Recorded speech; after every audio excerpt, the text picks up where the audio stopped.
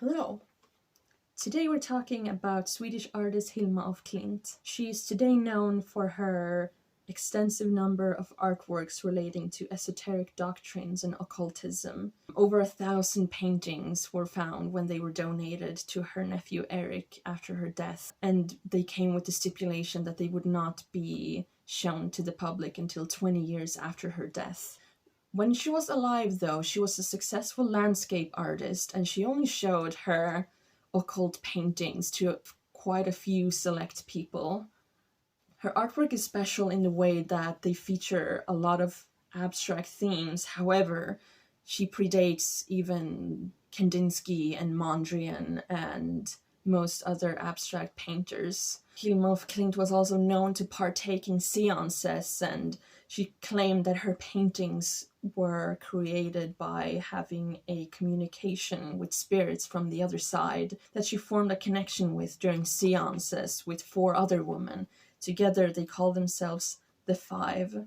So who was this woman, and how did she come to create abstract paintings before abstract paintings were even a thing?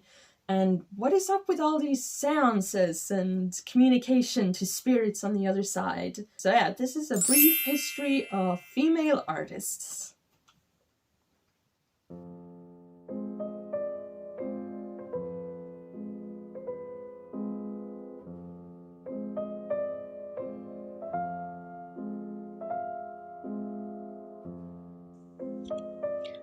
Hilma of Klint was born in 1862.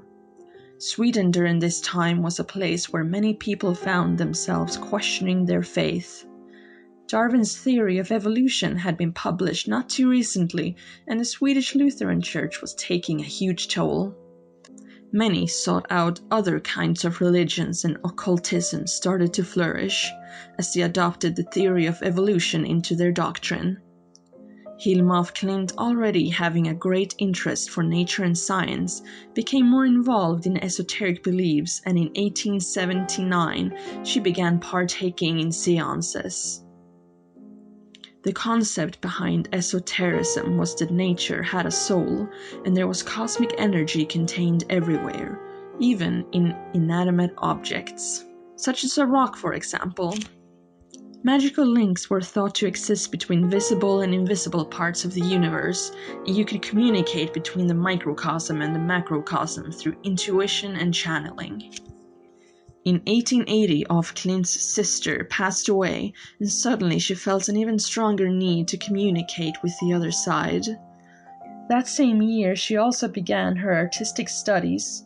She was schooled in classical paintings, doing portraiture from casts, landscape paintings, and botanical studies till she graduated in 1887. After her graduation, she shared a studio with 2 other female artists and worked as a professional landscape artist.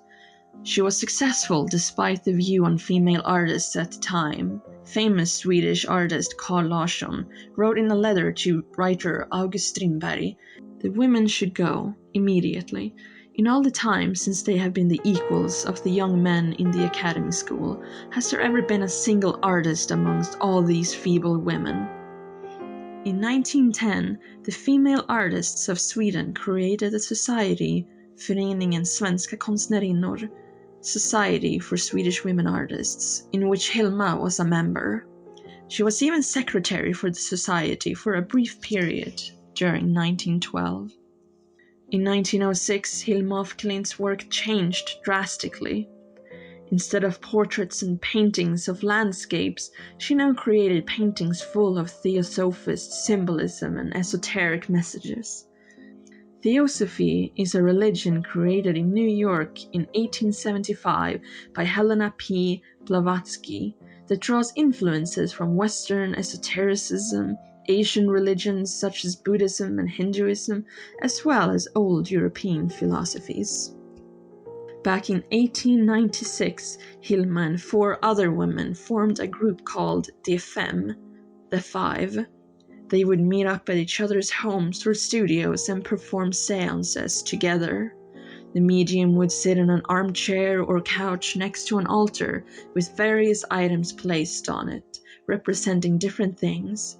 For example, different kinds of flowers would be used to represent the male and the female elements, and they would connect with spirits from the other side and convey their messages as they sat in a trance.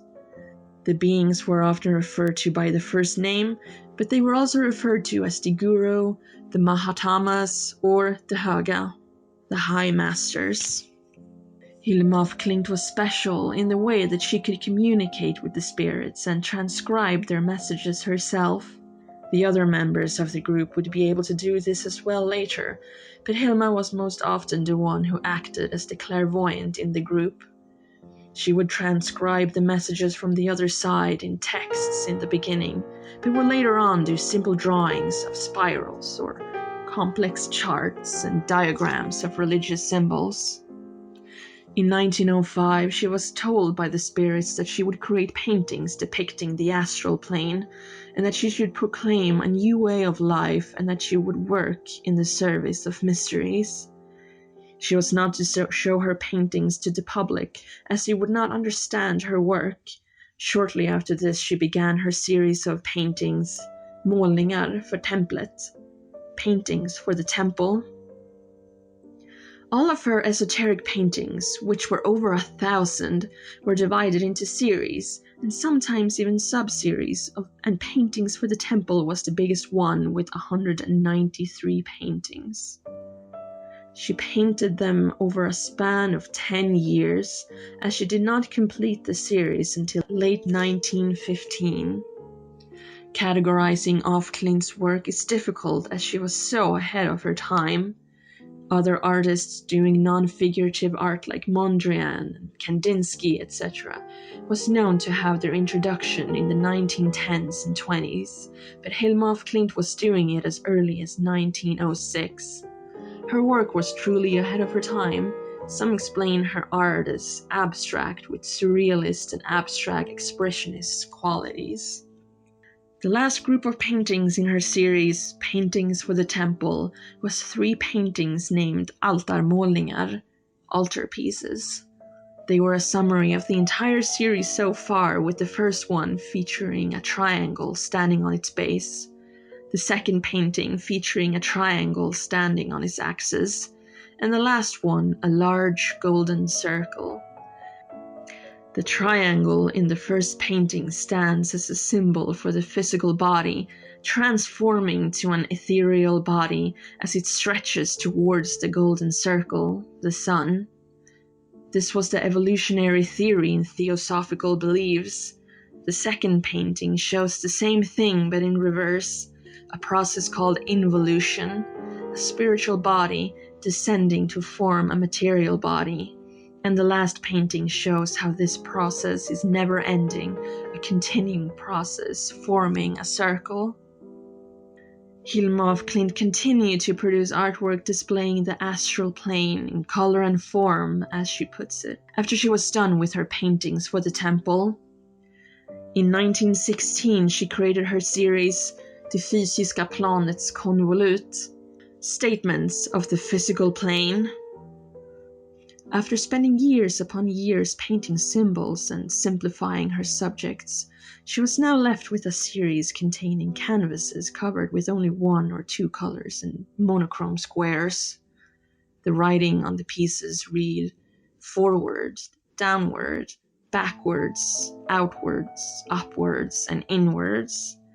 She kept painting in this style until 1922, when she instead started painting with a wet-on-wet technique with watercolors, which she stuck with until her death. Around 1919, she became more willing to show her work to outsiders, as the higher powers became more lenient on the instructions to keep her work hidden. With the rise of abstract art during the 1910s, perhaps she felt more confident that this was the time to show the public her own art, even though she never claimed to be part of the abstract movement. However, her attempts at exhibiting her work proved to be unsuccessful. She passed away in 1944, leaving her vast number of paintings to her nephew Erik, who was shocked to discover over 1,000 of paintings that had never left her studio in Stockholm. Even though the stipulation said not to let the work be shown for 20 years, it would take until the middle of 1980 before the paintings were exhibited and shown to the public. So if you like this video, feel free to leave a like or a comment, and I will see you next time.